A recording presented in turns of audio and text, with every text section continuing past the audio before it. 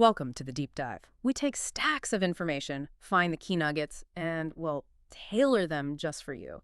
Today, we're doing a deep dive into Zarrin-Banu, rescue, revelation, and heroic triumph. It's a captivating story you shared with us. And our mission, it's not just retelling it, right? It's about unpacking how Zarrin-Banu's journey makes us rethink courage, societal expectations, and really the power of being authentic, especially under intense pressure. Exactly. We're looking beyond just the dramatic surface. We want to dig into what makes her a unique kind of hero, what norms does she actually challenge, and how does her story give us these surprising insights into defiance and legacy. Get ready to maybe rethink what true heroism looks like. Okay, let's jump right into that amazing opening scene, the palace infiltration.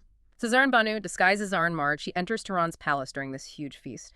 What struck me was how all that opulence, the music, the dancers, it ironically creates the perfect cover. It really does. And what's fascinating, I think, is how her infiltration, relying on disguise, on Jahangir's diversion, it highlights something important. It shows that courage in these high-stakes moments, well, it's often not about brute force. It's about ingenuity, right? About using the system's weaknesses. It sort of flips the usual hero script. She's not charging in, she's subtle. Totally.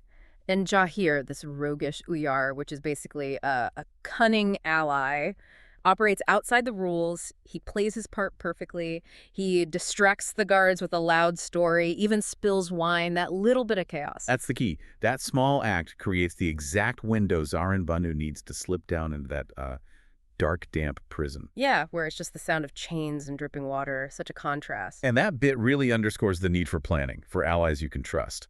So Zarrin-Banu gets to Behram's cell, picks the lock super fast, and then Behram, weak but just overjoyed, he gasps, "Zarrin, you're a miracle." Right, but she immediately shuts that down, whispers back, "No miracle, just family." Wow, that line, it just hits differently, doesn't it? It feels like the absolute core of why she's doing this. Forget glory. Absolutely. It grounds everything. It tells you the deepest courage often comes from, well, personal connection. It's relatable. It's not about being some mythic figure. It's about that bond. So they race through these tunnels. You can hear the feast music far off, then their footsteps. But then, bam, the alarm goes off. Guard finds the empty cell. And suddenly it shifts from stealth to just pure heart-pounding escape.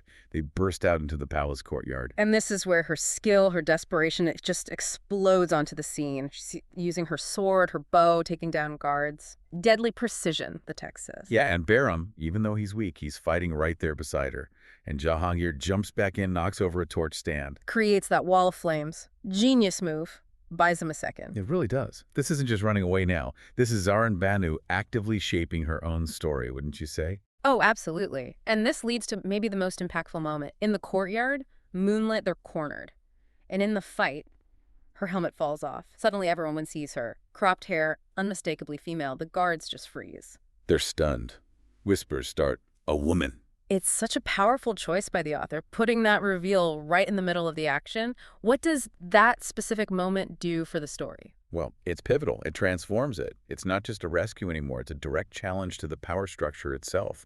Her identity, the thing she had to hide, suddenly becomes this huge act of defiance. It exposes how rigid Tehran society is.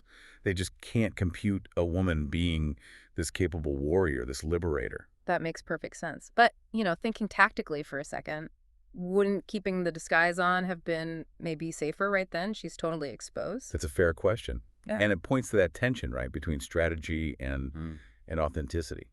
But Zarrin-Banu doesn't back down. She stands tall, throws her shoulders back, and declares loudly, silencing everyone, "I am Zarrin-Banu, and I fight for my family, not your lies." Whoa. The sheer audacity. It's incredible. It's not just about her gender reveal. It's her claiming her own narrative, defining heroism on her terms, not the state's. It fundamentally challenges who gets to decide what's heroic. And then that final move. Knocks an arrow, shoots the rope, holding the palace gate. It crashes down, blocking the guards. That feels like more than just creating an escape route. It's symbolic, isn't it? Totally symbolic. It's like she's smashing the constraints that society tried to put on her. So the three of them, Zarrin-Banu, Behram, Jahangir, they grab horses, gallop through that broken gate into the night, and that final image, her silhouette against the moon, bow raised, palace fading. It's powerful, leaving behind not just a place, but like an old way of thinking. So they ride out across the plains, starlit sky, finally reach their tribe's camp. The fires are burning bright, such a difference from the cold palace. Oh, absolutely. And the reception. It's pure joy. Joyous cries, it says. Her mother, Majahan, runs out, tears streaming, embraces him.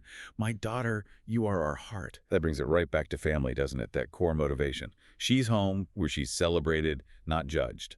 And then they gather around the campfire. Zarrin-Banu tells the whole story, the deception, the fight, everything. This feels like the moment it becomes official legend, not just a personal victory. It really does. And what's interesting is how immediately her status changes within her own community. The elders call her a hero right away. The storytellers promise to pass down the tale. And Jahangir, ever the joker, he says, Zarin, you've given the bards enough songs for a lifetime. Ah, yeah, that's perfect, Jahangir. It really highlights how her actions instantly weave into their culture. It shapes their collective identity, not just her fate. And the narrative makes it clear. Her courage broke traditions, inspired everyone, men and women, to challenge injustice. It's more than just a happy ending. It's like a shift in perspective for her whole tribe. Exactly. If you step back and look at the bigger picture, rescuing her brother was just the start. Her actions became this symbol, defying rigid roles, standing for what's right, no matter your gender. That final image, the tribe celebrating, songs echoing, that one torch burning bright. It feels like it represents her enduring spirit, not just her, but the idea of her. So Zarrin-Banu's sword, her courage, it carved a path through danger, brought her brother home, and yeah, made her a legend. Her story really reminds us how one person's bravery can echo out, change perceptions long after the moment passes. Which does raise a fascinating question for you, listening right now. In a world that often pushes conformity, what part of your own identity, if you fully owned it, could be your greatest act of courage? That's a deep one. And thinking about Zarrin-Banu's strategy, what are the palace gates in your own life or maybe your community? The barriers that maybe just need one bold move to bring them crashing down? Lots to think about there. We hope this deep dive into Zarrin-Banu's triumph leaves you pondering.